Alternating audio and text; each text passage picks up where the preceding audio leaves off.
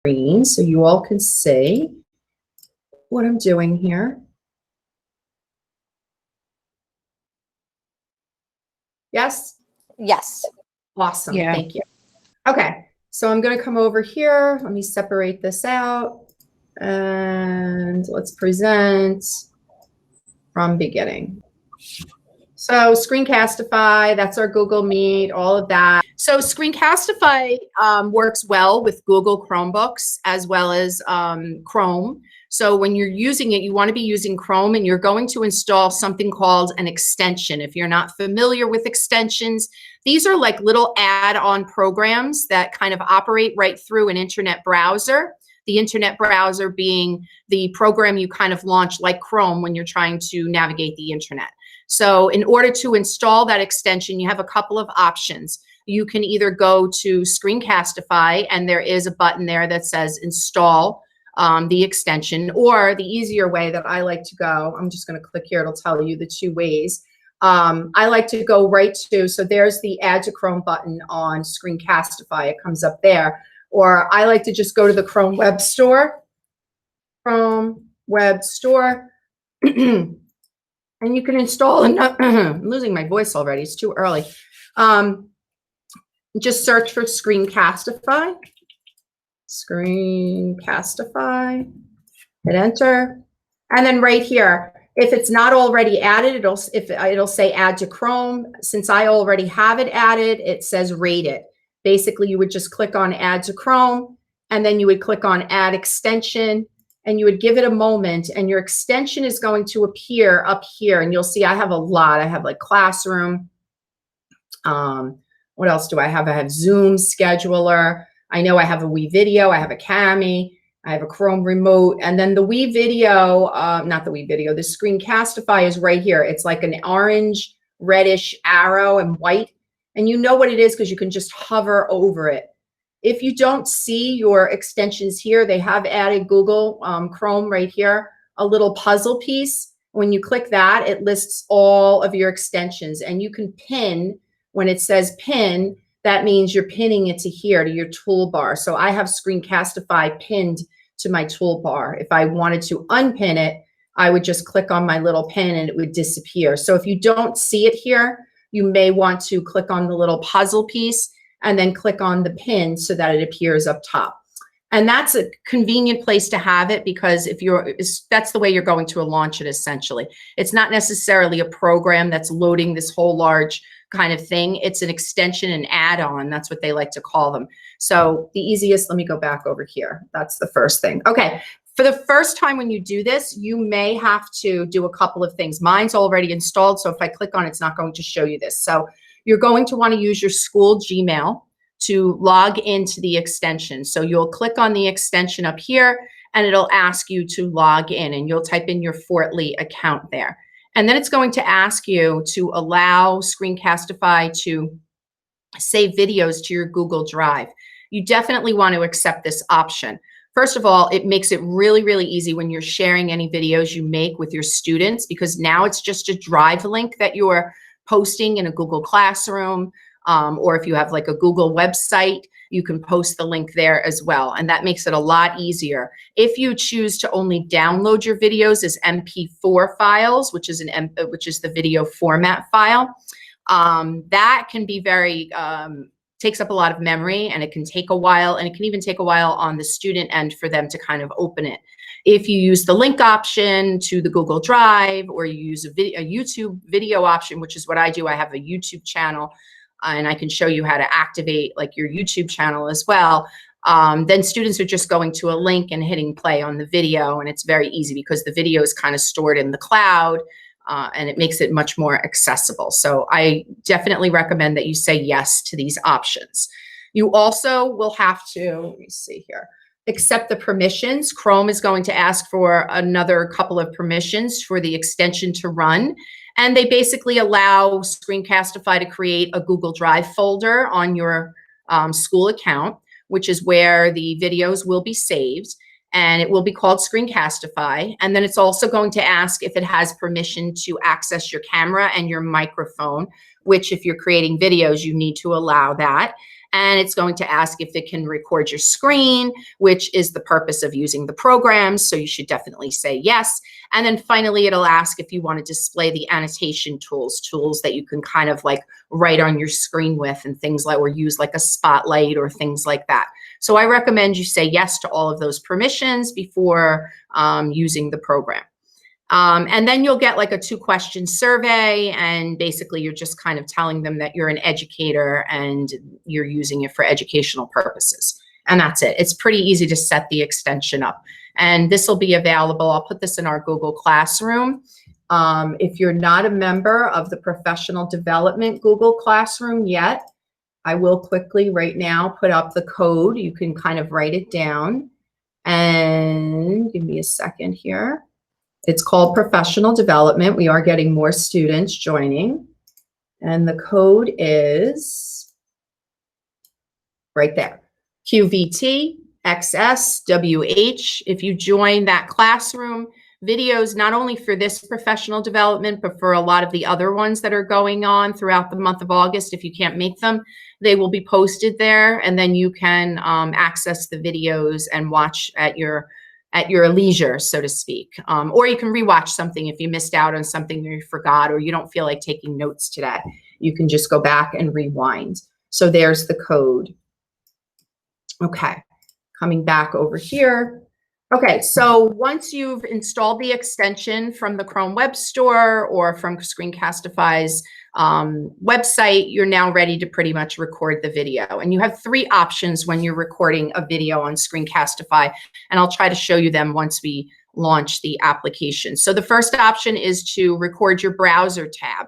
A browser tab is right up here. Like this is a browser tab. I'm only on my PowerPoint right here. So I could choose to just record this particular tab, and that's all Screencast. Now I can change in my tab. I can go through my presentation, my Google slide, and Screencastify will capture that. But it's not capturing anything else like on my screen, my other tabs, my applications down here. If I'm jumping through and kind of going to, you know, a PDF or anything like that, it's not going to capture that. So you probably want to use this particular feature for when you're doing and you're kind of narrating over a Google slide or a PowerPoint. It works really well for that because that's really all you're going to be showing to your students is the Google slideshow, and you just want to kind of provide this narration and explanation over it.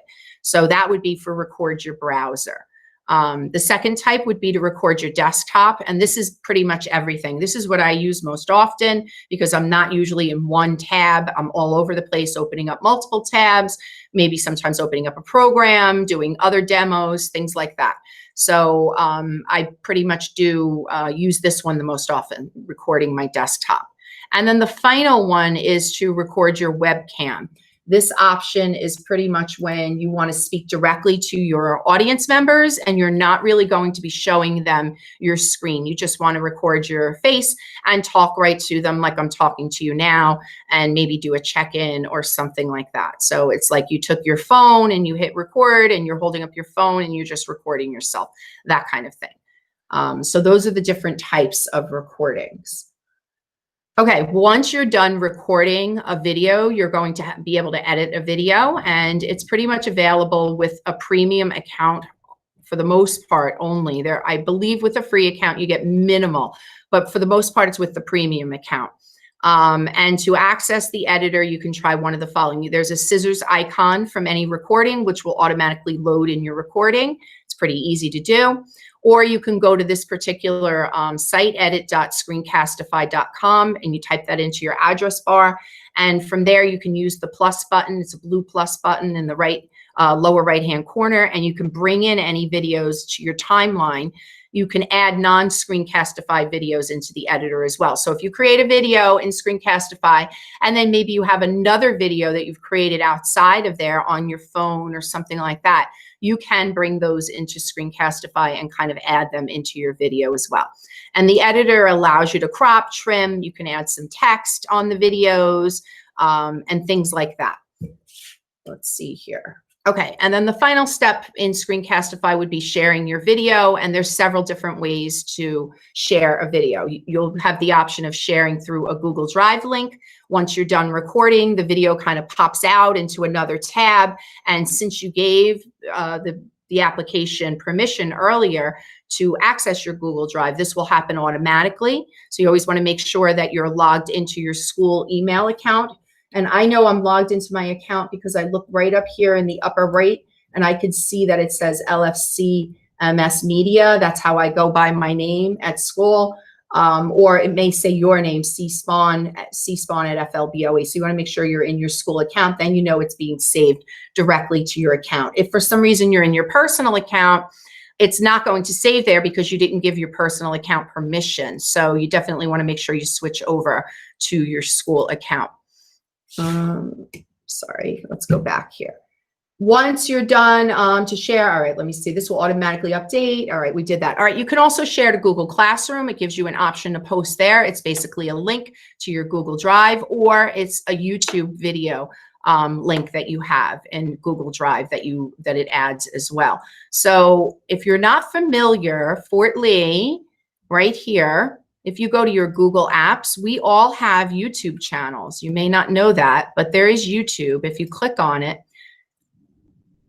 it will go to YouTube, but then you have a YouTube account that you can activate where you can save your own videos, whether they're videos made in WeVideo or in Screencastify or anywhere else. I'm going to say yes to allow.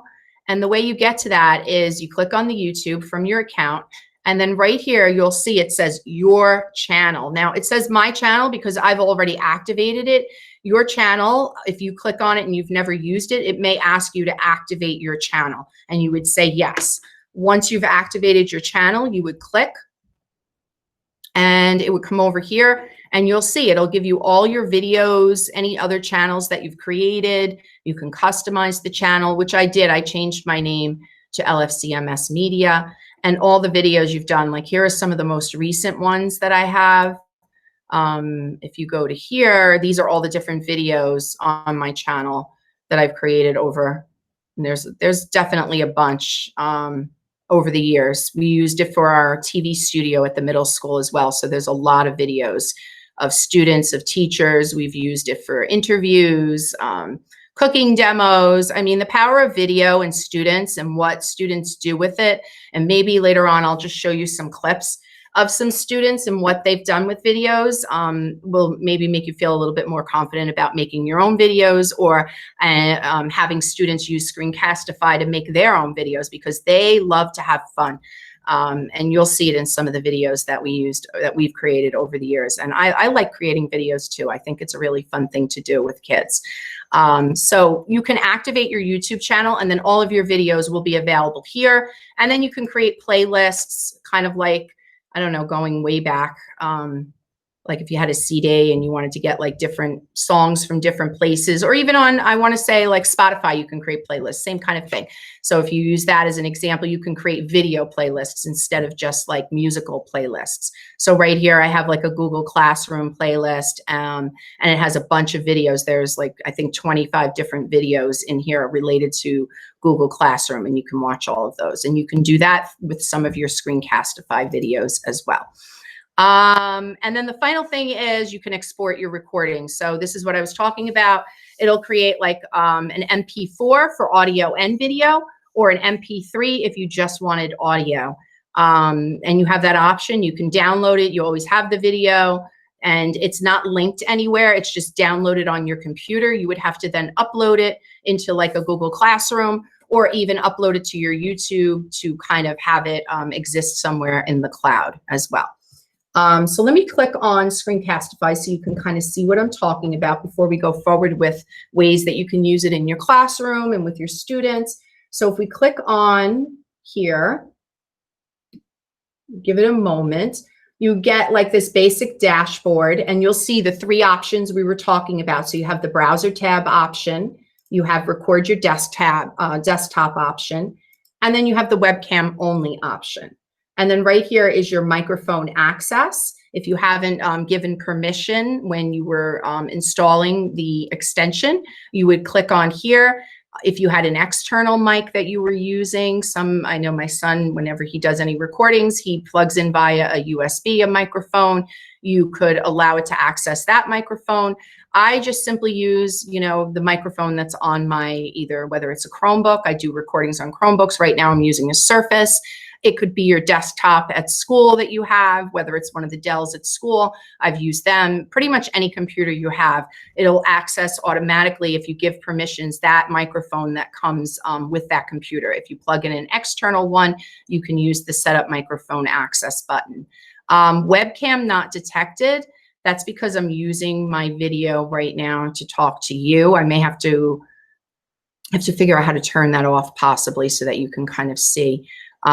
Still see what I'm seeing, but not see me. That might be the difference. I'll turn off my camera.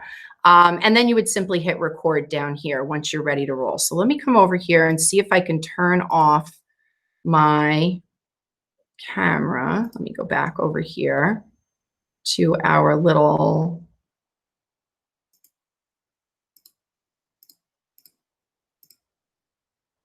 meet here. Give me 1 second. I'm going to get rid of my video for 1 second. I'm going to keep presenting, but let me turn off my camera. Okay, so my camera is off. Can you still see my screen? Yes. Okay. So now I should be able to use Screencastify. Let's test it out. My guinea pigs here. So let's click on Screencastify. Okay, and you see right there now I'm able to record. So if I'm recording the browser tab, it'll only record here. I'm going to click on desktop because that'll record everything I'm doing. And then I'm going to click on record. And then right here it says my entire screen. I have to click on this, okay, in order to click and have it record my entire screen. And then it's going to come down here and we're going to go share. And it'll do a countdown, 3, 2, 1, which is nice. And right now, my screen is being recorded. So you have a lot of options, and we'll talk about some of the options, what you can do with Screencastify for recording. But you have a lot of options for what you can do as far as you're presenting your material to students, or if you want students to actually present material to you. You'll notice down here I have these annotation tools that I have access to. This is a focus mouse. This is to hide the cursor when I'm not moving it. And this is a highlight on click. So I'll show you what the focus mouse looks like. I love this tool. So if you're talking and you want to direct your attention to a specific part on the screen for your students, then you would put on the focus mouse. So it's a cool little tool, and you kind of go like this and you talk over whatever it is. And then you move down here and you talk about what's going on down here. And it really directs the eye of your viewer so that they know what you're talking about and where you're focusing on the screen. So that's the first option. That's called the focus mouse. And to turn that off, just click on it again. The second option is to hide the cursor when it's not being moved. I don't really use this option too much because I like to see my cursor. But if you like it, you'll see my cursor went away right away. And then as soon as I move it, it kind of pops up. The third option is the highlight on clicks, which I like, all about clicking. So let's see, it might have been on already. Yeah, I think it was on. So if I'm clicking somewhere on something, you'll notice it's highlighting, it's putting that circle around it. So it's similar to the little focus thing here, but now it's only done when you're clicking on something. So people can see like, oh, I need to come down here in my classroom, and I need to click on here, okay? If you want to see what's going on in all of the PD classrooms, click on PD Trainers Info tab, click on the Classwork tab, click on the basic Google Classroom, and you're seeing where I'm clicking. Otherwise, you just kind of see where my mouse is going, and you're not necessarily seeing what I'm clicking on. So that's a really good feature, I think, as well, the highlight circle. Another feature, which is really good, which comes in handy, especially in a school or even at home, if you have kids or noise around home, you're sitting there and you're doing your video and all is going great. And all of a sudden, one of your kids, your husband, somebody, the dog starts barking and it's really loud and intrusive. And now your video is kind of all messed up. You have to take a break. You have to turn your attention. You can simply hit pause. And that will pause the recording, which I just did. And you can get up, go away, do whatever you have to do. And then when you come back, it will pick up where you left off. And in the editing tools, you'll be able to edit out any part that was kind of annoying, and mold the two, kind of merge the two parts together in the end when you do your editing. So that's kind of a really nice feature. So you'll see here, if I change my mind, I can end my recording. Otherwise, I would come back right here to the little play button and it says resume recording, or you can use the keyboard commands Alt, Shift, and P. I never remember keyboard commands. I'm not good with them. So I would just click on the play. It would resume recording and pick up right where I left off. Here is the pen tool, and this is very handy. You can adjust the color for the pen. You like a different color, so here's, let's not use red pen. Red pen is negative. So now you can kind of write on your screen. If you have a Surface or a touch kind of computer like I do, the writing can be really good on the screen. Like I'm right now using my finger on the screen, and I can write really well on the screen because I'm using that. If you have a stylus and you have a touch Surface or a touch Chromebook or something like that, then you would be able to also write on the screen. Otherwise, you're using your mouse and you're writing, and believe it or not, you can get really good at using your mouse and writing on the screen if you practice over time. I'm kind of spoiled because I definitely use my finger for everything. I did ask Jason to look into, and I have asked several times for touch Chromebooks and or for all teachers to get things like I have a Surface, or some other kind of, like we have Lenovo Yogas that are being distributed to some teachers at the middle school this year, which also have touch screens. And they make for really great when you're using these annotation tools and you're creating these videos. Now you have a stylus and you can simply write on the screen. I mean, you can go to, if you go to a site like Whiteboard here, and you bring this up, there's a bunch of them. Whiteboard, let's just do Whiteboard online. For math, for teaching, we'll just do that. Let's try this one. I never tried this one before. Start drawing now. They're all kind of very similar and fun to use.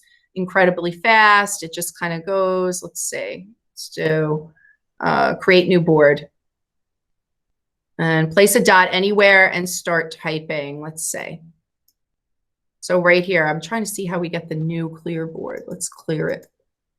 Clear all right here. 1 second. There we go. Okay, so here's a plain whiteboard, and you can just start, you know, writing and demonstrating and going over and really, like, you know, honing in on something. If you have a PDF file and you want to bring that up and you want to kind of annotate on top of the PDF file, that's not going to work. I'm in a different program. You would have to be able to load that in here. Let's see here. PDFs are a little right here, insert image PDF. So if you have a PDF, you would log in. Yeah, you need an account for this one. I'm not going to do that right now. But yes, you would be able to log in and you would choose your file, bring up the PDF inside the whiteboard, and then you would be able to annotate and highlight and circle and kind of do a demo in there as well. So that's with using some kind of a whiteboard program. And there are a ton of these programs here. I'm trying to find another one that I've used before. Let me try this one. Most of them are free, which is why I really like them. Right here, this one even has classes. So let's just do this one new. We put in scan, enable waiting room. This actually has a whole classroom here where you have your kids in there. Let's see. Students can now access this class by visiting that. The whiteboards will, oh, wow. So this particular site, whiteboard.fi, I didn't even know about this. I love it, will allow you to create a class. So if you have a class called whatever it might be, Algebra 1, let's say, create the class Algebra 1, period 2, then you can create your own whiteboards and kind of things here for that particular class. So if you click on my whiteboard, here's your whiteboard. And then you have all of these tools in here where you can add shapes and different things like that and drawings in here. So all of this is being recorded live. If you make a mistake, you can simply erase and undo, or you can hit the X. Let me see if there's a quick clear.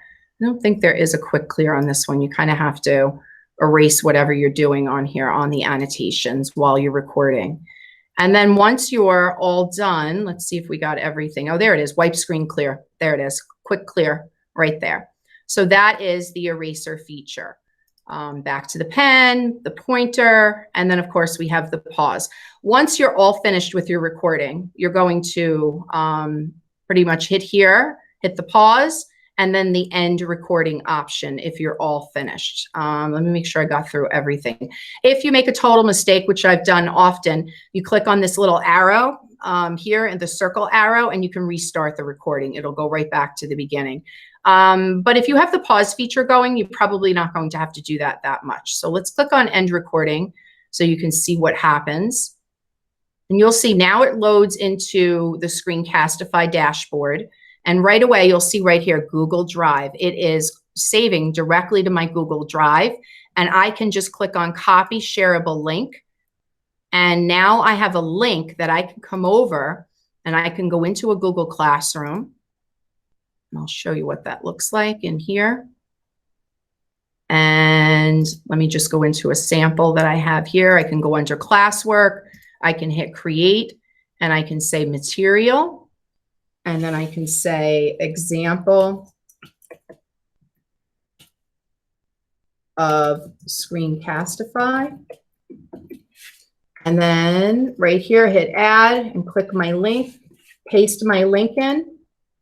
And there it is. And then I can post it. I can put it under a topic if I had topics there. Hit post. And let's click it. Students would come in and they would be taken right away to my video that I just created. Very simple. You can see it's not taking long to download. I'm using my sound now. You might not hear it. But yeah, it's as simple as that. That's how quickly it took to post a video that you've created. Now, if you're inside of here, you have other options. So that's the shareable link.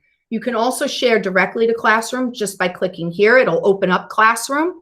It'll ask you for which class you want to share it to. It'll load. It takes a minute. I have a lot of classes, so it might take a minute. Let me go out. Sometimes if I go out and go back in, it goes quicker. There we go. Okay. Then you would select your class, choose your action. You have some options. You can do the same thing, make an announcement, create material. Maybe I want to make it an announcement. Then it says go. It brings you in here. You can type whatever your message is here. And then you select, your classes. You can add additional classes, which students maybe you've created, and we'll go over all the different ways that you can use this. There's a lot of great ways, but you can use this for individual student feedback, group feedback, if you have students working in groups and you want to comment on something that they've done. So you can actually select, the individual students that you would like to share it with, and then you would hit post, and it would post right to your Google Classroom. The other option goes with when I was talking earlier about creating your own YouTube channel and posting it in YouTube. And I like having my YouTube channel because I can just direct people to my YouTube channel and say, here are all my videos. Feel free to watch all of these videos or any of the videos that may apply to you that you want to watch. So if you click on publish to YouTube, you have some options for privacy right here. You can make the video initially private so that only you can view it. Nobody else would be able to. If you make it public, then that means anybody would be able to view the video and find the video in searches. And then if you do something called unlisted, basically only people who have the link to the video will be able to view it. So it's not going to come up in, if somebody just randomly types video on how to use Screencastify in the classroom, your video is not going to come up in that list. It's unlisted. If by some rare circumstance, somebody who never had the link, it would be like harder to win, easier to win the lottery and win, $300 million, than it would be probably to find your single unlisted video with the string that's going to be in that particular video address. But is there a possibility? Yeah, like a 1 in a billion possibility, but it's unlisted. They would have to have the exact link. So pretty much this means anybody that you share the link with will have access to it. That's usually how I'll do some of my videos, but for the most part, most of my videos are public. Why I had some issues when we were doing the TV studio recordings. Parents wanted to see their kids in the videos. So I just made them public, but that's going to be up to you. If you're worried about privacy, which I know a lot of us are, you can make the videos unlisted and then you don't have to worry about it. So we can click there. Here's where you can change the title. It defaults to like the date and the time. That's not going to be very useful. So you might want to change that to something that's more easily applicable and identifiable. Screencastify demo. And you can put a brief description here. And then you would click on upload, and it would upload not immediately. It takes a little bit, maybe it doesn't take if your video is not very long, it'll take within 5 minutes, it'll be uploaded and available in YouTube. Otherwise, if it's a longer video, it may take, some of my videos, excuse me, might be half hour, an hour long. It's going to take a little bit more time for YouTube to process that video. So you just have to give it time. And then you would access that from your YouTube channel by coming over here and then scrolling down and clicking on YouTube, and it would be listed. If you click here under your channel, it would appear either here on this page or under your videos page right here. So that's where you would get that. Okay. The last, well, this one is an embed code. Now, this would be for those of you who have a little bit more experience, maybe making your own website. So I did get some interest. Some people asked me about Google Sites and teachers wanting to create their own website. Google does have a really easy way to create your own website. And if you were doing that, you could embed the video in your Google site. So it's kind of a cool thing. You would get a code. It's a really funny looking code, iframe it's called. You would copy that code by clicking here. And then after you click there, that code would be pasted. Let me see if I can bring up, just so you can see over here, the code. Let me see here.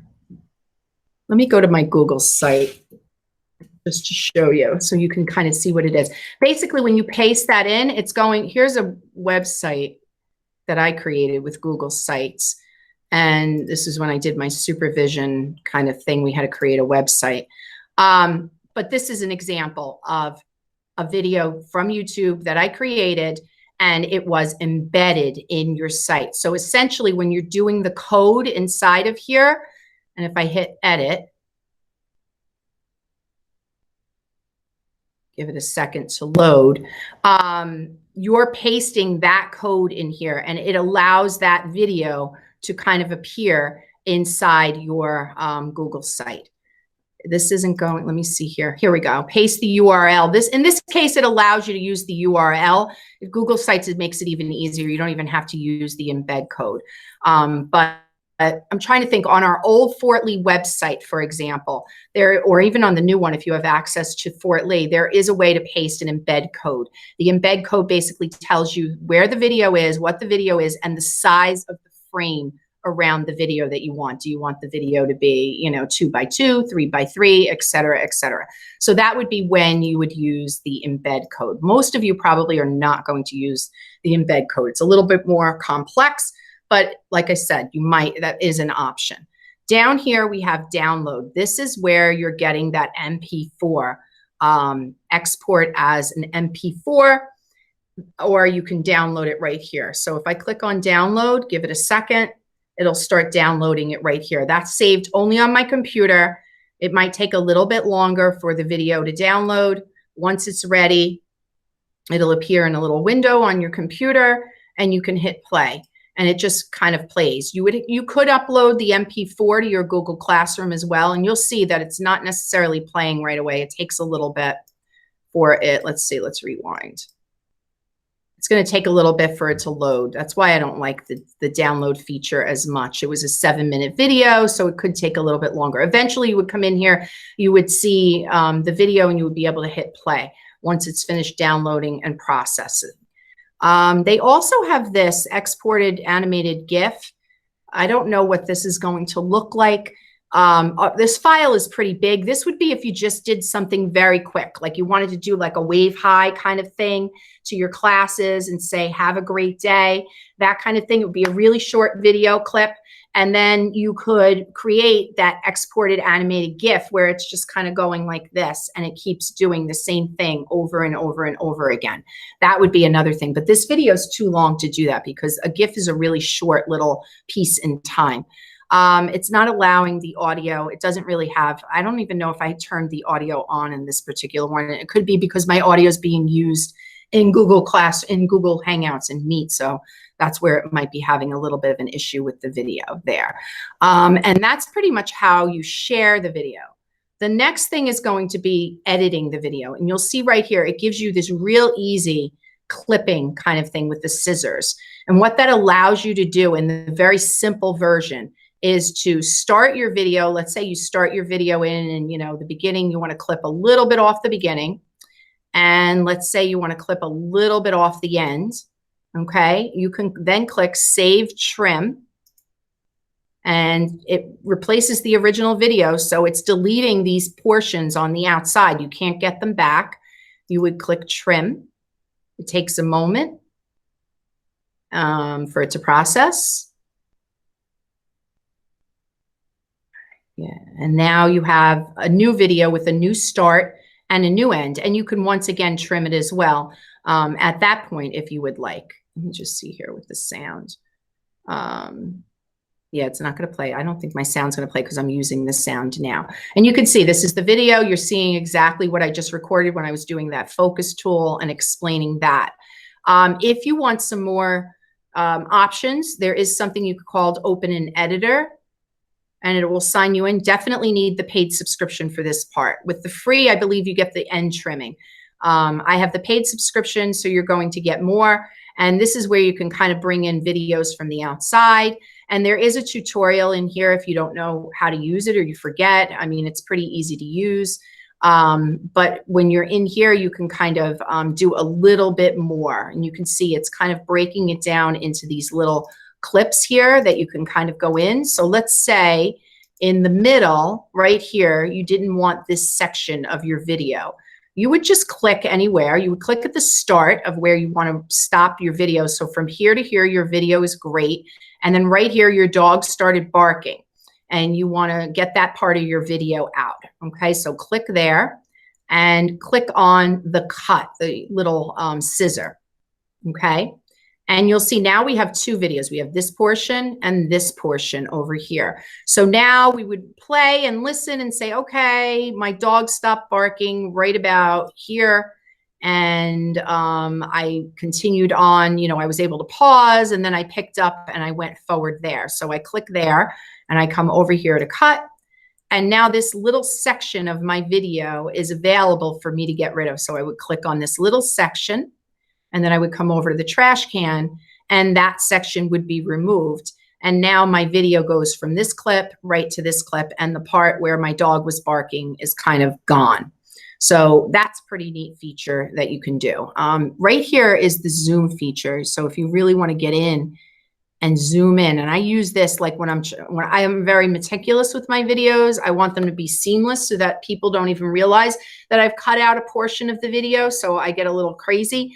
I zoom in and I kind of really want to get in there and say, all right, I want it to stop at exactly here at point whatever, you know, seconds. And you'll see the seconds right here. And if you keep zooming in, let's see how far it'll let me. Yeah, it'll really let me zoom in on here and you can get very detailed on it. See these little points here, which makes you get like, you know, if you have like a breath in between, you can kind of stop the video there and cut it and do, you know, do your thing there. So that's what the zoom is. Or you can zoom back out so you can see the video is a lot smaller on the timeline. There's my whole video on the timeline, but it's going to make it a lot harder to really cut off and pick the exact part where I want to cut the video.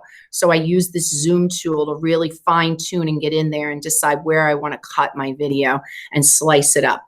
The other thing you can do is crop. Okay, and crop means, so let's say you're doing a video and you only want to focus on this part of the screen. Maybe over here is something you don't want students to see. Maybe there's, you know, just some part of your screen. Like I'm trying to think, I had a video recently where I was demoing something in Genesis. It was a perfect example. And in Genesis, you know, that's where all our student information is. I wanted the teachers to be able to see what I was doing in Genesis, but not see the students' personally identifiable information, because it was a video that was going to go on my YouTube channel. So that would not have been good. So what I did was I cropped my screen. I used WeVideo, but you can do it in here. I cropped my screen so that only a portion of my screen, the screen that I wanted to show, was available. So if you click, now I'm just going to say I only want to show this portion of my screen right here. So now I hit done, and you'll see it zooms that out and fills it. And now this portion of my screen is being shown. So that makes for a really good thing. If you want to break that crop up, what you can do, which is kind of cool, is you can use the cut and the crop together. So let's say I cut right here, but I'm not going to delete this clip. This is the only clip I really want to crop. So this way, going forward, the rest of my video isn't cropped. So I can first cut in a video, and then I can say, all right, I want to crop only, let's say I only want to do this teacher part here, and then hit done. It's only, you'll see it only cropped it on this part of the clip. It didn't crop it on the rest of the clip. If you want to crop on the entire clip, you would just leave it as one clip and do the crop. But let's say I only wanted it on this part because I only want to focus in on this section. Then I would use the scissor tool first, and I wouldn't delete the clip. I would just break it so it's a separate clip from here. And then I would be able to do the crop and really focus in. So I love the crop and scissor tool. The other thing that might come in handy is the text tool.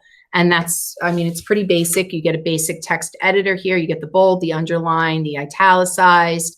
Let's see, the color. Over here you get highlighting. Here you can change the font. Here you can, you know, decide on the size of the font. Here's for if you want it left, center, or, you know, justified. And then this is top, middle, bottom as far as where the text is going to be written. So you would just write, you know, right over the video. And I think that's pretty convenient. And what's nice is if you come down here, this will determine how long, right, the writing appears. So if I go, and you'll see here comes my video, the writing is going to stay up for as long as I have the text box right here. And when I get to the end of the text box right up here, that's when the writing will disappear. So that's pretty helpful if you're trying to give students something, you know, a little bit more advice or a little bit more guidance, and you put this writing in here. Now you'll notice it disappeared. If you use something like WeVideo, you have like a lot more control over the writing. You can have the writing almost like in a PowerPoint, zoom in and fade. And I mean, you can look really professional. Screencastify, very basic. You're putting your writing in the video. It's definitely more basic. Let me just see here with the writing. Wait a minute, let me go on here. Let's try the text tool again.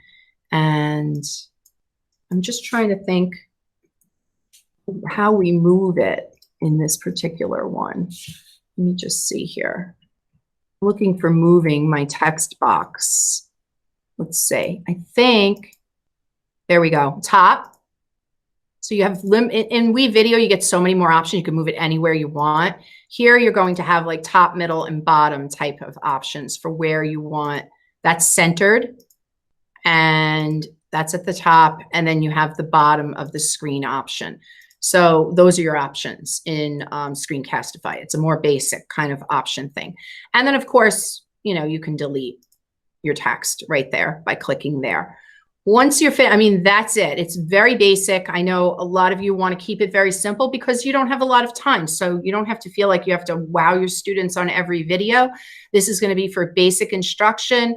I know at the high school and middle school, this will probably be really good because we're not seeing the kids every single day. We're only seeing them on an A day, B. Well, we're seeing them every day. They're virtually kind of coming in, but you might want to use this for like flipping your classroom, that kind of thing. We're going to go over all the different ways in a minute. I'm going to take some questions and then I'll go over all the different ways we can integrate it in there. This is basically just the mechanics of using it. All right, then over here you would hit export when you're all done and you're happy, and you have two options. Once again, you can do that MP4, which downloads it directly to your computer.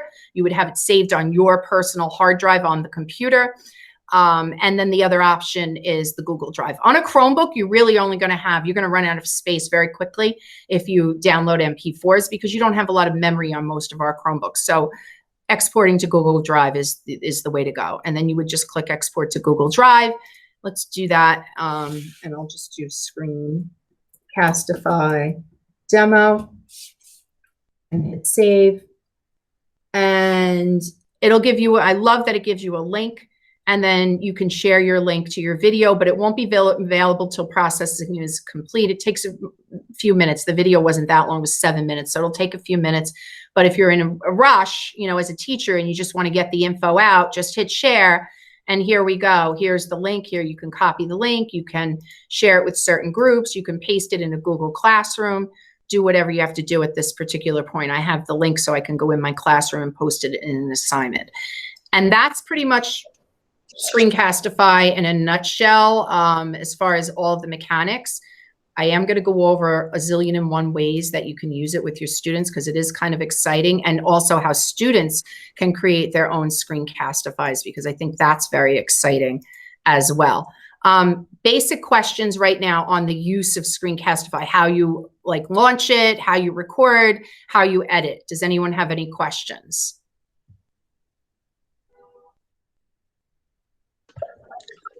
Barb? Yes. Well, I've had trouble with the scissor feature. Even when we had the premium subscription, for some reason, it would never save for me. So you're saying you just click on it, take out what you need to take out, and how do you save it? So when we were, let me go back over here. I will show you. Let's go back over, where am I? Let's try this one. Yeah, I think I was in here. Let's see.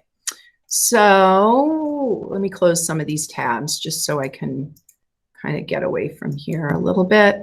Okay, so if you're in here and you're in the, you said you were having trouble saving it. Is that what you said, Barb? I would try and clip it, and then for some reason the clip, what I would do would not hold or not save. Okay. I would end up recording the whole thing all over again.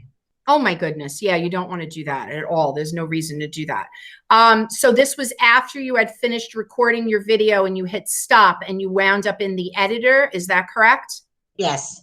Okay. Were you in this editor or the simple editor? I think I was in the simple. Okay. So the simple, what may have been happening is you have to remember, if I go back, we'll do a quick, quick record right here. Just so you can kind of see. We'll do our screen. We'll hit share. Okay. Counting down. Okay.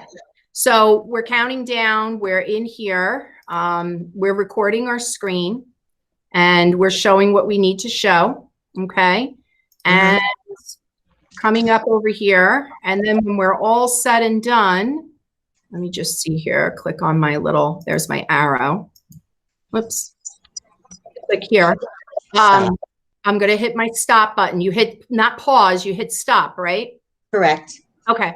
So we're hitting stop. It should load into this simple editor right here, and it'll automatically start playing. You have the options to only trim the ends in this simple editor. You can't trim anything in the middle, really. I mean, you can, move your little trim all the way to here and to here, but you're pretty much just trimming the ends in this editor, okay? You're not really doing any major trimming in the middle of it like I was showing you. And then you would click Save Trim, and it says it replaces the original video. All the trimmed footage is deleted. Click Trim, then wait a second. And those end pieces will be drop gone. off. You can see they're gone because it's starting at a new place. It's not starting where I was.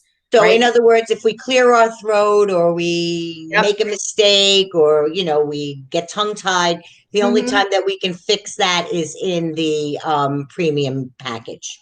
Yes, so correct. And I just sent a quote to Mr. Rhoda and Jason today. It's only about $5,000 for the whole district, all 7 schools, to have access to Screencastify. And I know Adrian and I, after this, I see he's on this thing here. We're going to be setting up a meeting this week. One of the things we're going to be requiring is if they're asking us to do these types of things, they have to give us the materials and the tools to do it. Screencastify is a basic recorder. They should definitely have a subscription to this. It's $5,000 for everybody. Every student, every teacher in the district will have access to Screencastify premium features. I mean, that's a pretty good price for an entire district, 7 schools. It's per school. It's $750 a school.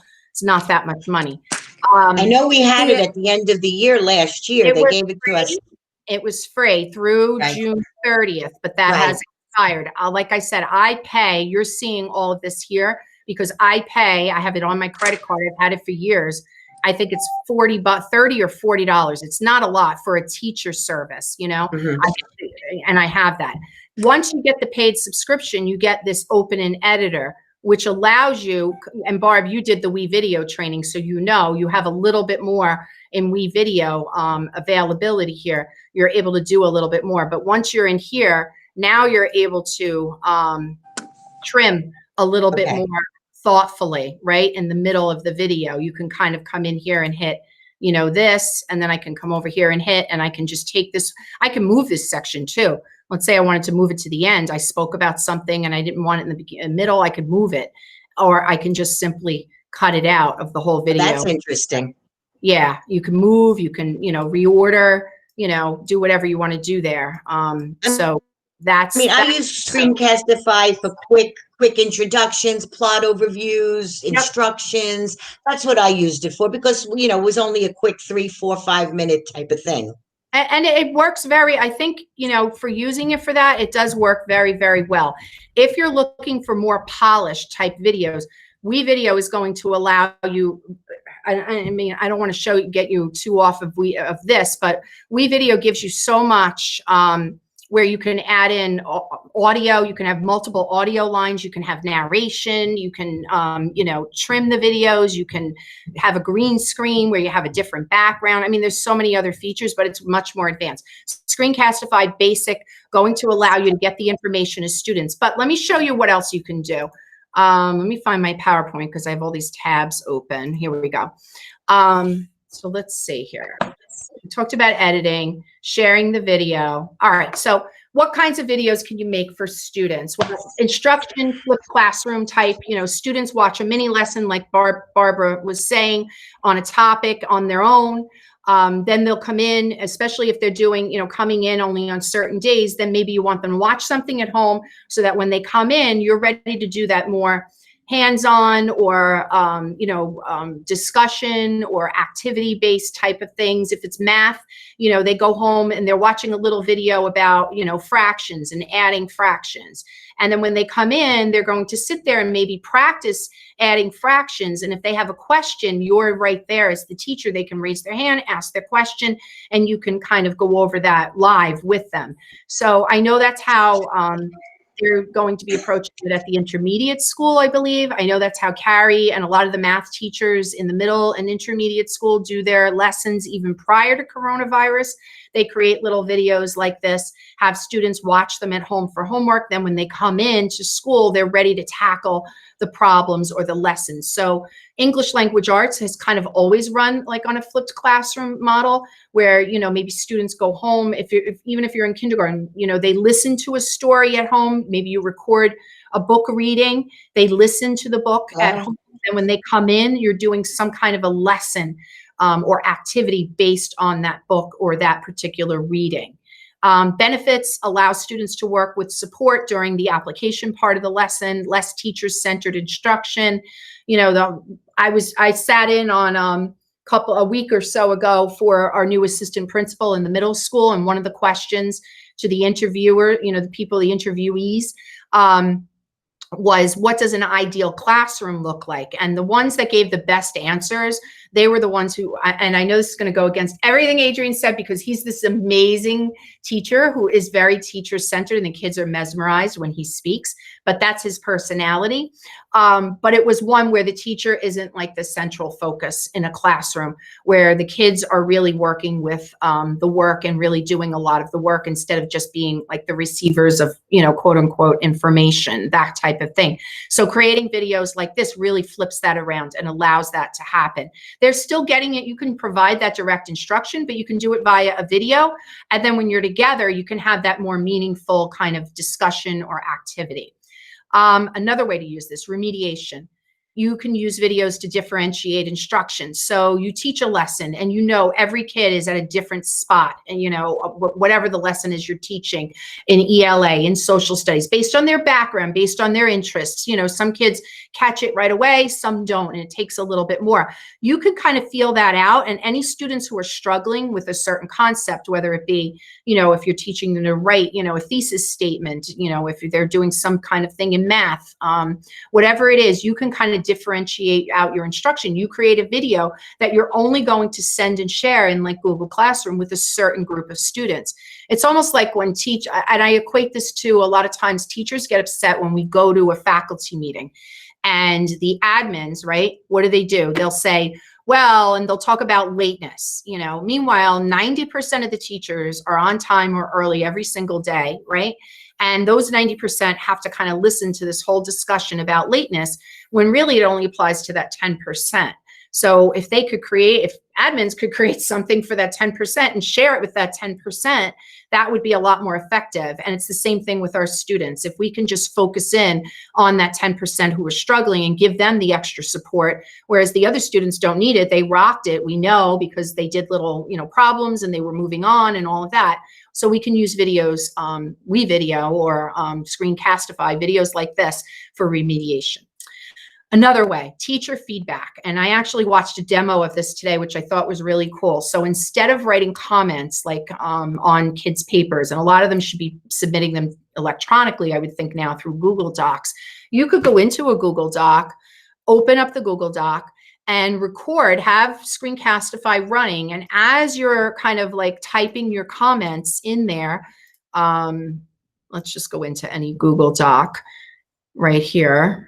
Let's do, we had the pet resumes in Spanish. Let's see. All right. So let's say this was the Google Doc. I could, you know, grab my Screencastify, turn it on, and hit record, count it down.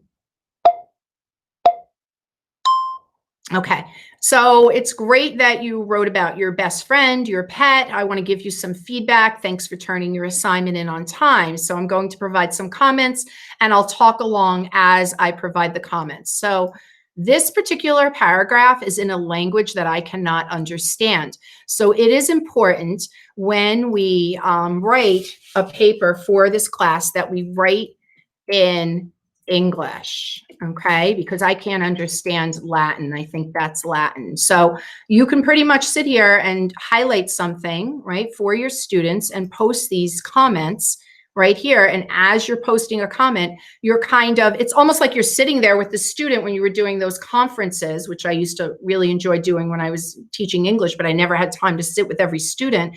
I can kind of just verbally go over and say, oh, maybe you could have chosen, you know, this is a great word, but why not try a different word? Instead of, you use the word, you know, health several times, why not try, think of a different word to mix up your language, whatever it is. And you give that feedback there, and you click the comment. And now they're not only just looking at your little written comments, they're hearing your voice to go along with it. And then when you're all finished, you would just click over here on my pause and then stop, end the recording. And then what you can do is you can add this personally to the student. You can send this link to the student personally, whether you do it in, I know in Classroom, you can have like a little, send a, what is it called in Classroom? I'm losing the word here. like a private comment, I think it is, right? Under the assignments, when you post an assignment and you go under there to the students, and I can create either an announcement, I can create an assignment. Let me just see here if I click on create an announcement, if it'll allow me to select the students. Right here, it says, I don't have any students in here. That's why it says all, but you would be able to uncheck and be able to select the students that should get this particular commentary, and then click it and they would get a notification and it would only be sent to them. So I love this feature. I think that's a really great way to use it. And Yeah. a quick thing, because I use this in math to record my like easy teaches for the kids to have the notes. Excellent. And if you're like, if you go back to the recording that you just recorded, Right. and if you just click on Untitled up at the top, Yep. you can change and name your title whatever you want, and automatically it'll save into Google Drive. Google Drive under Screen. Like once you add the extension, you automatically have a Screencastify file in your Google Drive, and then it'll save all the videos under the Screencastify, however you titled it. Yes. Just in case, I'm not a big YouTube or posting my videos to YouTube, so I would just I would just add my videos from Google Drive into Google Classroom. So in case anybody's uncomfortable with YouTube. YouTube. Absolutely. So right here, like Stephanie just said, it's my Screencastify folder is automatically created once I add the extension and all the videos. And you can see here, let me just, last open, last modified, right here, April 11th, last opened. Here we go. Here are my most recent ones that I created today, 12:09 p.m. All of my Screencastifys that I've ever created are right here inside my Screencastify folder.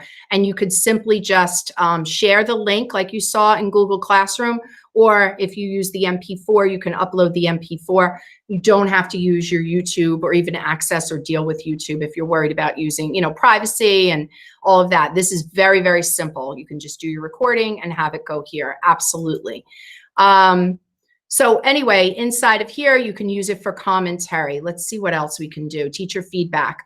I like it, and I know a lot of teachers in a lot of the schools, you could do this to build excitement and engagement over a lesson as well, like kind of like, you know, a sneak peek at a unit or a chapter or a book with a sales pitch kind of thing. If you're trying to get kids really engaged, I mean, one of the big problems is engaging kids in this remote kind of environment. How do we do that?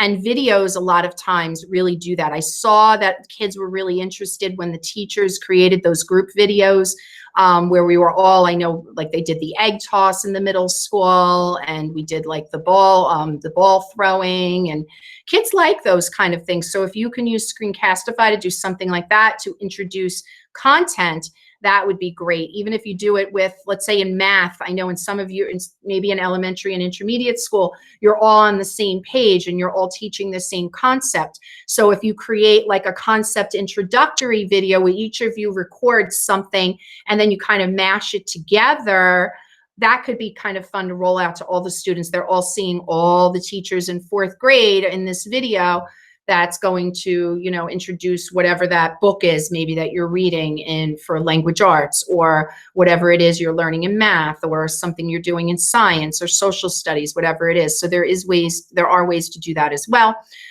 You can also use it very simple at a lower level to do a read aloud of a chapter or a book to students. Then they get to see or hear your voice. And you know, you could just use the webcam feature and record yourself reading from a book and they're listening to you.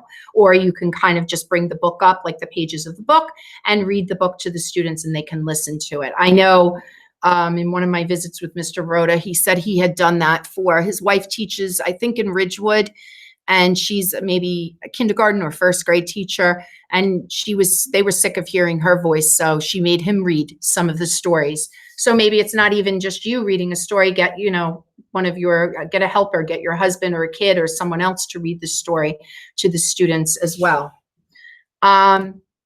other things, this is big. So, you know, when we look at, you know, going like beyond and, you know, the extensions, if we get students to be the content creators, that's really, you know, taking it to the next level. And we're really, you know, fostering their creativity, their independence, all of those things. And we're providing them with some really good life skills, because this is the real world. YouTube is like, people make a lot of money making YouTube videos and being comfortable in front of the screen. I mean, and now we have TikTok videos. If you haven't heard of TikTok, this is like a nice, safe environment where we're setting them up for some of those skills where they essentially, years ago, it was when I was in school, it was me getting up in front of a classroom and maybe doing a presentation or memorizing part of the Gettysburg Address and, you know, doing that. That nowadays, that skill has been transferred to video and really sharing what you know through video, or getting people excited about a topic through video, or selling or promoting something through a video, and the use of video and audio. So if we can get students doing some of those things, for example, let's have students teach a concept. So instead of you always being the one to teach about a concept, and I did this years ago before we had video, the students would get up in front of the class and I would assign, you know, everybody would pick out of a hat kind of, okay, for grammar, because whoever had time to get to all the grammar. So we would go through like the chapters and it would be like, okay, you're going to do this, you're going to do that. And they would pick out, and they would have to come up with a creative way to engage the class in this particular grammar lesson. And they had 40 minutes for that particular lesson. You could do the same type of thing using Screencastify. Assign a topic, a section, a chapter in a book, and, you know, to a student, and have them really present on that particular section. It could be used for a review before a test or a quiz, so that each student is getting a little portion of a chapter in a book, or a section, or, you know, in a math kind of unit or whatever it is. So you can assign it and break it down. And then those videos can be posted and shared in your Google Classroom. And so now when students are home and they're studying or reviewing, they can watch those videos and kind of be prepared for whatever assessment that you're giving them. Cian, if I may, if any elementary school teacher has like a book that they, you know, want to read, I can create a lesson for my older actors to do a book reading. Look at that.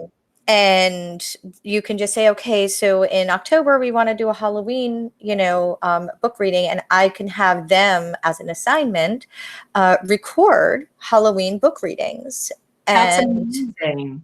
if anybody, you know, if you guys think that would be a good idea, just shoot me an email, or, you know, let me know.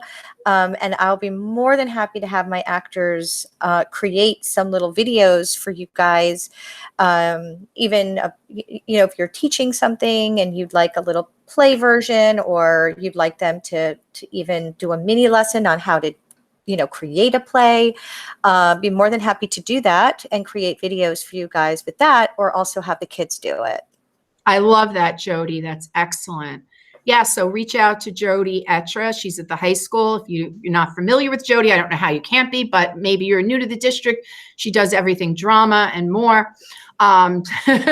She's pretty amazing, and her students are amazing. They always come down to the middle school and do a promotion of her program and really show what it's all about. And I know our students, no matter what kind of student we have, whether they're straight A's or students who struggle, they all usually love being in the media center and seeing that live every year. I mean, it's always, I enjoy seeing it every year as well. So I'm sure her students would do an amazing job. And what a great idea, Jody. For, you know, getting high school kids to help out at the lower levels. I love that. And that would be right along with students being those content creators. So that would be great for her students, because they could use something like WeVideo to do that. Okay, so for ESL, ELL students, they can practice their fluency using Screencastify. So, you know, teachers can kind of brainstorm and come up with activities so that they get a chance to read or out loud or speak, or just, you know, and just kind of practice their fluency and their pacing and those kinds of things. So that's another way. Book talks. Book talks are great. Instead of, the librarian doing a book talk, have students do book talks. Now, I know Miss Malone and I, we do these things called, for years, we've done in 8th grade brown bag book projects where kids get a brown paper bag and they put items in the bag, and the items symbolize various things, in the book that they read over the summer, and they get up in front of the class and they share, and it takes up a lot of time. Well, if we were to convert that activity into a Screencastify, you could essentially have an entire database of all of these book talks. And what's really nice is when you want your students to do independent reading and they're looking for advice, they can go to this video kind of library of book talks, whether you have them posted in Google Classroom or on a YouTube or some other way that we can talk about, so that they can access them, even just a bunch of links. They can watch a book talk and decide on what book they want to read next. I mean, how great is that to hear from one of their peers about a book that a peer read, and, would this be good, and who it would be good for. And I know we used to have really good guidelines on what goes into a book talk and all of those things.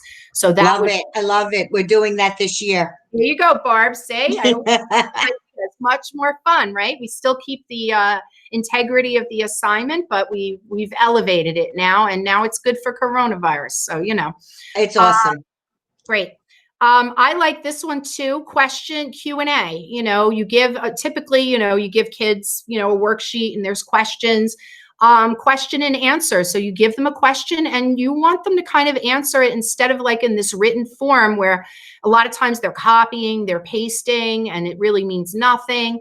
Really, you want them to Q&A it out loud. They're not reading it. They really have to know it. Here's my question. Here's what I did to find the answer. And here's why I think this answer is correct. This might work for a more advanced, it could work for a very simple class, but it could work for the more advanced levels in high school, like somebody teaching an AP class.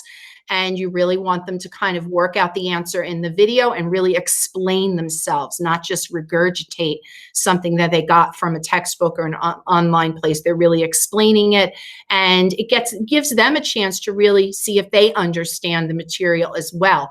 It could be explaining how they solved a math problem and really creating a video on that. How did you do this? So, Cian, are students going to be equipped with the Screencastify as well, or is that something we have to give them? Or it is free. It is an extension that is allowed to be installed by students, meaning Jason limits what's allowed and not allowed. And if we want something to be allowed, we have to ask for it. I believe it's on the acceptable list of extensions. Okay. Tech does not push out. They stopped pushing out extensions to everyone. So a student might have to do what I showed you by going to the Chrome store, once at the beginning of the year and just adding it to their Chrome if they don't have it already. I could reach out to Jason and see if it's pushed out. If it's a district-wide service, then I would say that he would probably do that too. But they have access and they can do they pretty much create the account and they have the 5 minutes of free video for each video up to 5 minutes that they can create as well, just like teachers in the free account. If we get the expanded account, which I'm pretty confident we should be able to, they would have unlimited time in creating their videos. Cian? Yes, Cheryl. It's Cheryl Zoll, first grade. Hi. When will we find out what this district is purchasing for us? I know there is an ELA program. Mm-hmm. There's so many different programs out there that we requested, like Raz Kids. Yep. I signed up for Raz Kids. Are they buying that because they have to pay for it? I know. When will we find out? And I'm sorry, Cian. No, go ahead. I also know that K-2 is going to be following the same format. Well, is it Google Meet? Is it Zoom? Is it, I'm training for all these different things, but I don't have any guidance from the district as to what we're actually going to be using. I would agree with everything you said. And I think part of the problem in this particular district is that we don't have, I want to say Jason is more, he is not a teacher. He has never been a teacher. He is the tech guy. He's like the brains behind our network. So that's his expertise, right? He knows how the bandwidth runs and, you know, how many machines we need and that kind of thing. But he has no clue about educational technology because he's not an educator. And what's lacking in our district, unfortunately, is an educational technology supervisor, director, not even a supervisor, somebody who kind of coordinates all of this technology. And we see the lack of that. I see it right now in this particular scenario more now than ever. It was always there because I always saw that elementary school teachers, I felt like you had such limited access to great technology because you didn't have anybody who really was showing you and giving you those particular options. But it's apparent now. The only thing I can say from my end, what I'm going to do is I will recommend to Ken when I have that meeting that a list of available technology tools be provided to teachers that the district is committing to paying for. I did ask for the only reason why I did the training for Raz Kids is because I asked him, will they have access to this? I said, this is something that over 100 teachers asked for training on. So obviously there's a strong need for it, as well as Seesaw.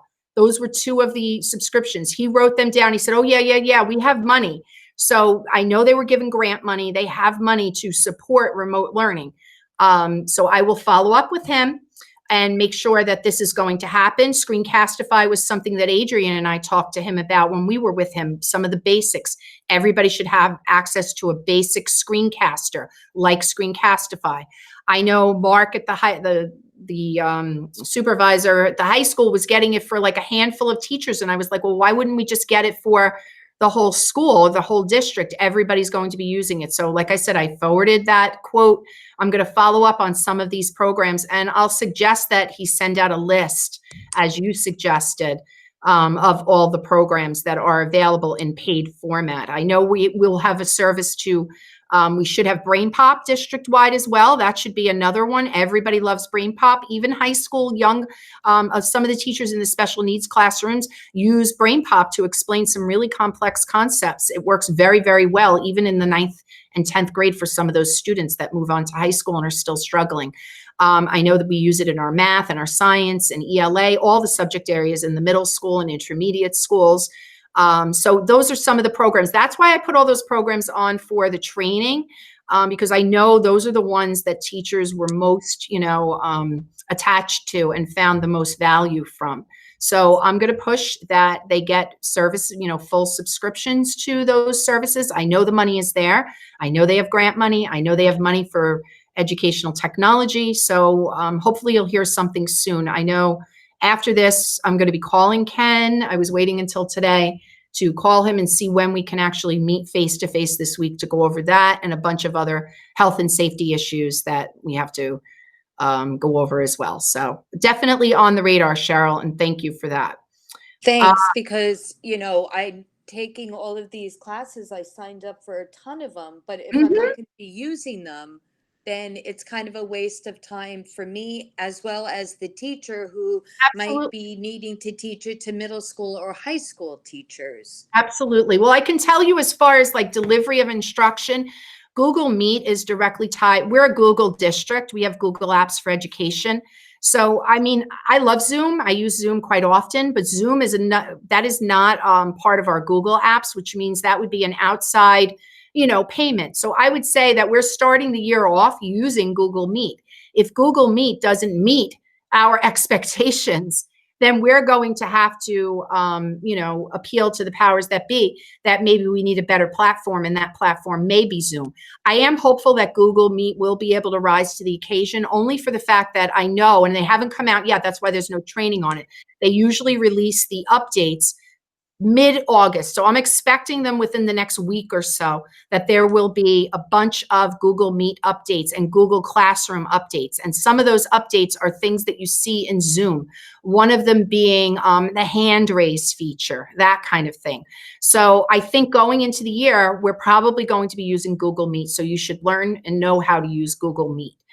There are trainings. That's why that was offered and not Zoom. If for some reason, as we go forward in this, Google Meet is a hot mess and it's an entire failure, then, we get feedback from teachers, and then we go, and I have to go to Ken, and we'll have to say, listen, our teachers are struggling because Google Meet isn't just meeting their needs. I'll need specific examples. And then I can say, we might want to look into getting the Zoom, the paid service in Zoom. But I have a feeling Google Meet, for me, I use it. We're using it now. It's working very well.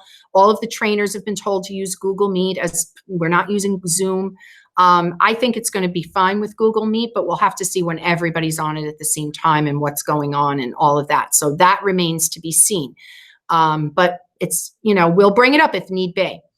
Thank you, CN. You're welcome, Cheryl. You're welcome. Some of the other ways that you can have students become content creators, we talked about speech practice, virtual field trips. I thought this was a unique one. Screencastify recommended this. So what you could do is you could, I know in Spanish class in the middle school, kids get assigned a country that they have to do research on, a Spanish-speaking country. So they could essentially take that Spanish-speaking country and do a virtual, instead of just they used to do like a glog, which they could still do a glog. A glog is, if you don't know what a glog is, there's a program called Glogster, which is a digital poster maker, which is amazing. I could do a training on that another time, but that is a paid service that we pay at the middle school. That's why it wasn't offered to the district. But anyway, they could do a glog, or they could do a Google slide very easily on a country, and they can take like anybody that watches it on a virtual field trip, meaning they go in, and sometimes you can even get like a virtual interactive museum visit. You're visiting a museum, or you're visiting, the Louvre, or you're visiting, some other monument or something that's well known around the world. And you can kind of, as the student, can kind of walk the viewer through that particular, whatever it is, the country, the landmark, a vacation spot, whatever it might be. The Holocaust Museum. I know you can go like on a virtual tour of that, maybe something related to Anne Frank, whatever it might be, and have the student be the one narrating and kind of explaining and walking others through it. And if you break it down like that, then it becomes first of all, they have to know their content in order to be able to do it. Now it's not just them doing a poster or doing something, a PowerPoint or a Google slide where they're copying and pasting and plagiarizing all of this information. Now you want them to really explain it and focus in and guide them through. You can use Google Maps. They can use Google Maps on the side where they bring up the map on Google Maps and they show the overview of the landmark or whatever it is, and they talk about it. It really helps students expand their creativity and really get more into a particular topic. So I like the idea of student-created virtual field trips. And then, of course, you have students as presenters. I mean, I know at elementary, at lower levels, there's a show and tell. This would be great using Screencastify for kids to do their show and tell. And it doesn't mean every kid does one every week. Maybe you select 3 to 4 kids a week who are going to do a show and tell, whatever it is on, and then you play them during a Google Meet /live session with your students on Fridays or on Mondays to kick off your week, whatever it might be. Or you play one every day, at the beginning of your ELA class or the beginning of a science class. I mean, it could be a science show and tell. So you're learning about a concept in science and you want your students to go home and look for that example in their house somewhere. Or a concept in math. It works very well in math. They're learning about, right angles, and you want students to find 3 right angles in their class and explain why it's a right angle instead of a 45-degree angle and how that benefits whatever it is, the structure or the way it's made, whatever it is. And they do it through some kind of show and tell kind of thing. They can also create a Google slide and do narration. There's, as Jody was saying, I mean, she saw right away plenty of drama opportunities for kids to do reenactments, rewrite scenes, deliver a speech, a monologue in front of a camera, any of those things. There's lots of opportunities. And then you have student reflections. So before, during, or after a unit or a chapter, you can kind of use the KWHL, what a student already knows, what they want to know, what they wonder about, and then how they can learn it. You can just simply, you're starting a unit on the Holocaust, and you want every student to create a little Screencastify. Hey, this is what I know. I think I know about the Holocaust. This is what I really want to fine tune about my understanding. And I know that I'm going to get this from what my teacher teaches me, as well as any research I do at maybe the Holocaust Museum, you know, in Washington online, et cetera, et cetera. And then as you go through that unit or chapter or concept, you can possibly have them do a check-in, some kind of formative assessment of what they're learning. After your discussions, maybe you have them watch a YouTube clip and you want them to react to that YouTube clip. What I think what's really funny right now, one of the things that's really kind of cool right now, I don't know if you've all seen it, but if you go to TikTok, this is like, and if you can incorporate this into your class, you'll definitely engage your students. Big thing right now is like a hairdresser, for example, watching someone else cut their hair or watching someone else dye their hair, and they react to the way the other person is doing it. So you see the video of the person doing whatever it is on the one side and then the reaction to it on the other. With Screencastify, students could bring up the YouTube video that they're watching of somebody, you know, doing whatever it is. And then on the other side, they could have themselves kind of reacting or commenting on that particular video. What was good, what was bad, what they liked, whatever it might be. And they're really popular. If you get a chance, you can go into TikTok and kind of look up some of those reaction videos. I don't know if online, TikTok's an app. Let me see under Discover. If you go under here, you probably have to log in. I don't think I have a login for Fortly right now. I do it on my phone, but and I type in like reaction videos, and they're pretty funny. The one guy is really, really funny. His facial expressions are amazing. Like when someone, and sometimes he really compliments the people who are doing their hair. Yeah, they did a good job. Like when during coronavirus, like haircuts, people didn't have access to hairdressers. So people started cutting their own hair and watching like demos and trying to figure it out. And then you have these hairdressers reacting to that. And it's just really engaging. And I think if we can incorporate that somehow into our learning, that will bring on, like, you know, we'll bring along a lot of students and what they're able to do and what they're interested in. At the end of a unit, of course, it would be effective. The L in the KWHL, what you've learned, what they've learned, summative assessment. How did they feel about the learning process? What could they have done differently? You know, that kind of thing. I mean, Screencastify mentioned having students even, you know, provide feedback to the teachers on how the teachers did. I don't know that I would use that, but I would definitely do it for student self-assessment, that kind of thing. And then I've included in this Google slide here, if you click, there's a link here. And these are super uses for screencasts in schools. And these give you kind of, there's a 1-hour tutorial if you're interested. It goes over a lot of what I talked about, instructional videos. And what's funny is I had these topics before I even saw this, the flipping, the remediation, and the differentiation, but enrichment for other challenges, independence as well. And then narrating slideshows. And it tells you it gives you a lot of dubbing a video, interpreting a story, telling a whole new story, creating a commentary, speeches, performances, all of these things, a lot of the things we've talked about. This is even more ways. This is a whole beginner's guide to Screencastify. If you missed anything, you can read the guide. You can kind of go over that. And then I want to show you. Very quickly, just so you guys know, for elementary and middle schools, I work with a company called Drama Notebook, and they have these little online plays. They're very short. They're like 10 minutes. And like the most recent one I thought was really cute was like 13 colonies, where each kid is a colony and they talk about their contribution to the creation of the United States. And they have a whole bunch of like those type of little plays. So yeah, and I'll send you Drama Notebook. It's very inexpensive, and maybe it's something that we can talk to Ken about, or if you like it or whatever, if certain teachers are interested. Awesome. Yeah, it's a really great tool, I think. Excellent. I love this resource. It's 50 ways to use Screencastify with your students and in classrooms.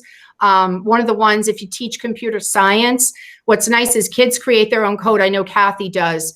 In the middle school, and they use like a program. This basically has them explain their code. So not only are they could bring up the program, tinker, I'm speaking to Kathy right now, but there are others out there who do similar things.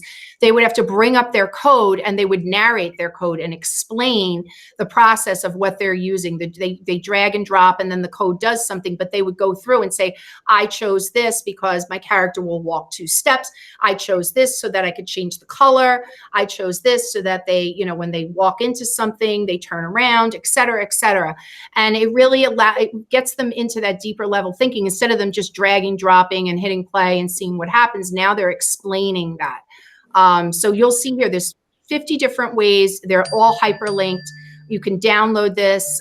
This kind of integrates, which I love, into some of the other trainings. Flipgrid, Edpuzzle, Seesaw are mentioned. So if you use any of those apps, you can kind of click and learn a little bit more here. Explain the world, hypothesis videos, thesis, show your work, word problems in math, verbal word problems, current events, even just talking about a current event and kind of getting on and bringing up an article. I love even using it for fact checking. Let's say you want your students, it's all about, you know, real versus fake news. You give them something and now they have to fact check it. And you provide them a list of sites that, you know, give good fact. There are a bunch out there that actually help you fact check particular, you know, news sources and things like that. And they have to bring up the article and they have to fact check it and go through the article and kind of say what they think is true and what's not, and then give an overall rating, true or false, that kind of thing. That's very relevant and current at this particular time.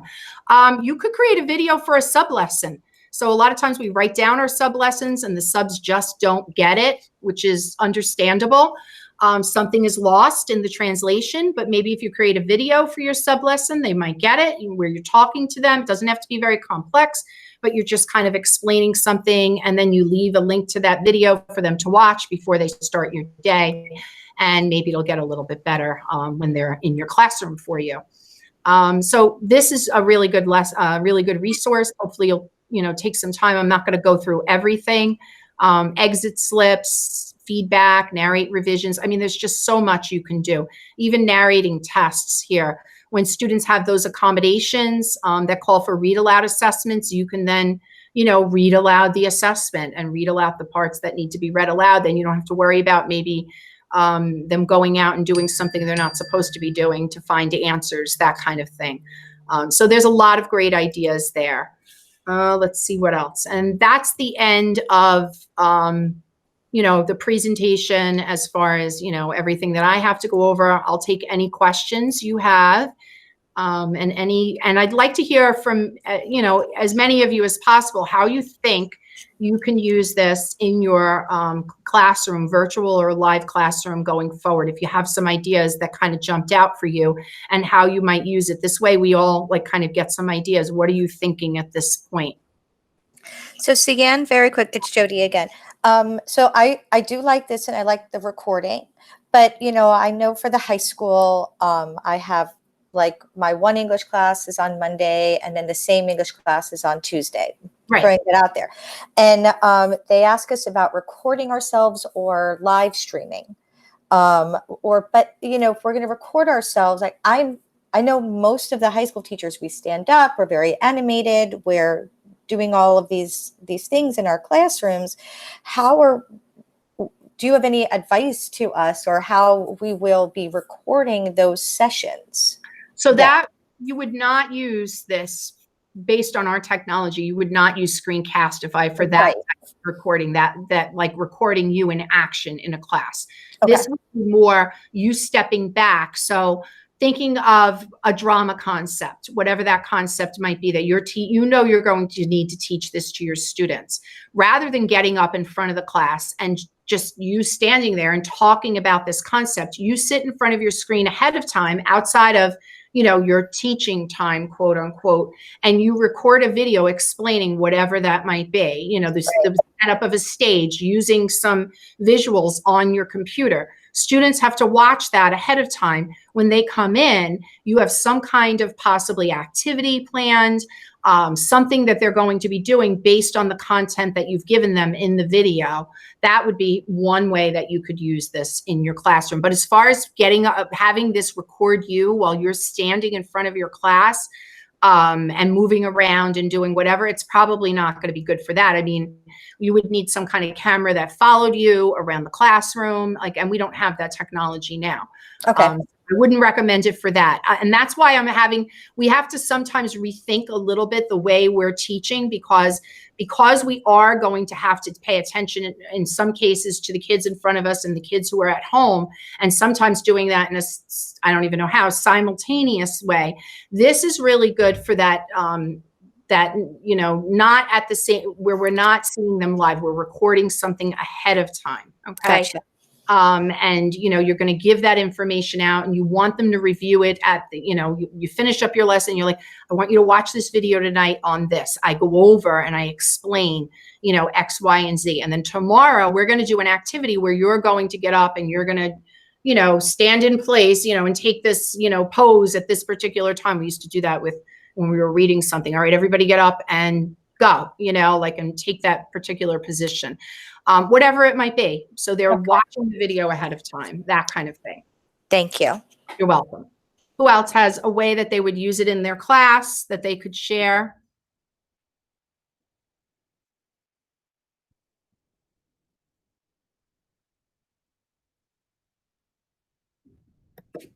Cian? Yeah, Kath. It's non-project based. I would probably use this to introduce the new project, show my screen for exemplars and things like that. Give a quick overview, and then either they're with me for that day because they're group A, then everybody would be working and I could facilitate the kids in class, but also answer questions to students that were joining us through Google Meets, right? Then that would work out. That would be the ultimate way to do it, because you're project-based. You basically, you assign them a project. I know you were looking at Canva or using something similar to that. You want them to create a social media post on whatever, you know, the topic is, and you're going to review the program, Canva or whatever it is. I forget whatever the other program is. I told you, I think it was something Adobe, a version of Adobe. Spark. Yeah, Adobe Spark. You would bring up Adobe Spark, show them how to log in. It's great for showing them how to do something, log in. Here's how you start a new social media kind of campaign, whatever you want to call it. And then you would go through and then you could show them some samples of, this is what a good one is. This is what it is. You know, this is what I want you to do with it. When you're done, take the link, post it to your assignment. And you do that. It could be a, you know, 5-minute video. If we have the paid account, it might be a 10-minute video. Kids aren't going to listen to an hour-long video. So you want to keep it 5 to 10 minutes anyway. Post that video. They have to watch it. Then they come in the next day. Now you're not up there doing that teaching. They've done the work. And if they missed it, they can just throw their headset in and watch it while they're in class, right? Even if they didn't do the homework, quote unquote. And now they're starting to work on the project in front of you. And if they have questions, they can raise their hand and ask the questions. You're there to help them. I mean, that's like the ultimate way. I know in math, they do this where the teacher's showing the lesson. What's really great is the students can pause. They can kind of watch the lesson at their own pace. So pause the lesson, rewind, rewatch, practice, then go forward, that kind of thing. What's nice is you can take these videos that you create, and if you're familiar with Edpuzzle is a great program. There's training on that. I recommend that in conjunction with this.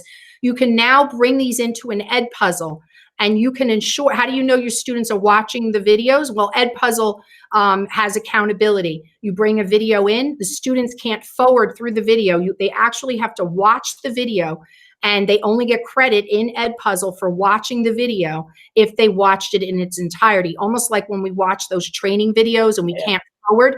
And then what's nice about Edpuzzle is if you want, you can embed a question or two at the beginning, middle, or end, multiple choice or open-ended. If it's multiple choice, Edpuzzle will auto-grade it for you. If it's open-ended, they'll gather all the responses and you can choose to not grade it or just grade it as completed. But you can embed those questions so students watch the video, they get a question. If they don't know the answer, they go back and rewatch that portion of the video. Once they answer the question, they go on to the next section. You get a report who watched the video, who didn't watch the video. That's accountability. And you're kind of combining Screencastify with Edpuzzle. So that would be a nice follow-up to it. But it could simply be used to introduce a project or a concept. And then when they come in, they're able to answer the questions. Anyone else have an idea?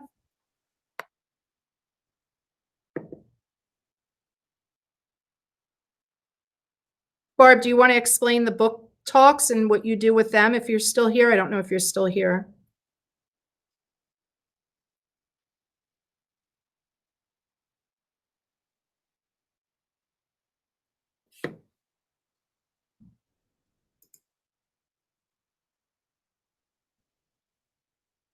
I don't know. I think Barb left. Okay. So if you have any questions, I mean, I think this was pretty thorough. I feel like we went through a lot. Reach out to me at my email. I'm always available, and I'm going to put a copy of this in our Google Classroom. Hopefully you got the code, and if you don't have the code, just email me. I'll send you the code as well. I'll put a copy of this in there. It has all the resources for how you can use it. And as we go along, if you come up with a really great idea, send it to me and I'll post it in the Google Classroom as well, so that other people can kind of see, hey, I used it like even throughout the year, as the year goes on, I used it as in this way and it worked out really well. And we can kind of share ideas as well. Anybody else have any last minute comments, questions, anything? Do you feel like you have an understanding of how to use the program after this? Are we feeling like we can use it? Thumbs up if you are able to use it going forward. Thumbs down if you still need, you're confused as to how to use it. This way I get an idea of something at least. Cian? Yeah, Tareen. Yes, I posted a question on the comments on the chat. I see two there. Let's see. So can we just put a link to this recording on that Google Doc instead of having to private comment it? Yes, you could. Right in the comment. You could put the link right there. Absolutely. Not in the comment, just in the actual, how when you... Google Doc, I would do it in the Google Doc comment, not in the Google Doc itself. In other words, you're in your Google Doc, you comment and you paste your link to your video, your audio of it. You could do that as well. Right. Remember, do you know which one I'm talking about, where you went to a Google Doc and highlighted some parts and kept talking? Yes. Okay. So when you're in, let me go in there and I'll show you what I'm talking about. So if you would just go into your Google Doc. And let's go to Drive and I'll open up that same Google Doc, the pet resume. And I had the screen recording here. A lot of times students don't allow you to type on their Google Doc because if they they may only have a suggesting mode on, which is what I use with the students at the middle school. So I can't type in their document, but what I can do is comment, and I can simply hit a comment and say, please click this link to hear my audio commentary, right? Of your document, of your doc, and they would get that comment in their Google Doc and you can just post that there. And that would be it. And you would post the link right here, whatever that link is. And they would click on the link and go to the video commentary of their document. I mean, you can do it that as well. When you were saving the Screencastify video and then sharing, the options were to share it on Google Classroom and some other things. None of them said copy link. When you share it, it creates a link right in there. So essentially anything in Google Drive is a link to a document. Let me show you in my Google Drive over here. So let me go to Screencastify. In here. So if we look at some of these videos, you should say, let me just see here. This should be a web open with. Let me just see here. It should be a link, not necessarily. You can right click and share the link, I think. Or let me just say get shareable link. There you go. Right there. Copy link. So that's what you would do. Okay. Yep. Every Google document essentially is a link as well as being a Google document. There's a link to that document. So yeah. That's what I'm saying in here. Yeah, there's a link and linking, right? And it would just take you to whatever is in your, there we go. I linked to my whiteboard, demo, Screencastify when I was doing there. That was it. Right. So yeah, that's a great way of feedback. Sure. If you needed to go back to Google Drive and do the copying link, or you could just, as you were saving the Screencastify video, you could do a copy link option. But it's, You can. When you do a recording, it does give you a link. Let me just see here. It should give you a link right in there. So we'll just do a real quick recording. And then just to show you. Okay, let's hit stop.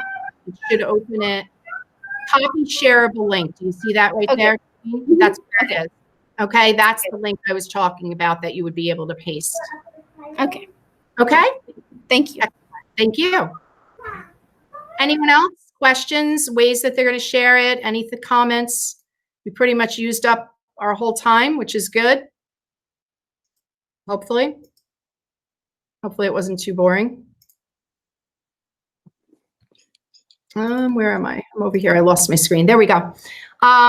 Well, thanks everybody for coming. Next week I'm doing Flipgrid. If you didn't sign up for that, Flipgrid is, I want to say, could be just as effective or even more effective than Screencastify, depending on how you use it. Students and teachers have the ability to record videos in that one as well, but it keeps all the videos inside this program in a dashboard kind of thing. So that's another option as well. There's so many options. But what I love about Flipgrid, 100% free. We don't need any kind of subscription. 100% free. I don't know how they're in business, but they are 100% free. So that's next week. I'm doing that next Thursday. I think 2 sessions at 11 and 1 if anyone is interested. Okay. And hopefully you've signed up for a lot of PDs. It looks like a lot of people have. Hopefully going forward, this is something the district will do in the summer, offering these virtual PDs. I think more people are more apt to come when it's done in a format like this, as opposed to having to leave their house, in the summer when you're off and going to school to sit in, and do PD. I mean, I prefer it this way. So thank you, everybody. I appreciate it. Have a great day. Be safe. Thanks, Ian. You too. Bye. Thank you. Bye. Thank you. Bye. Bye, Kathy. Bye.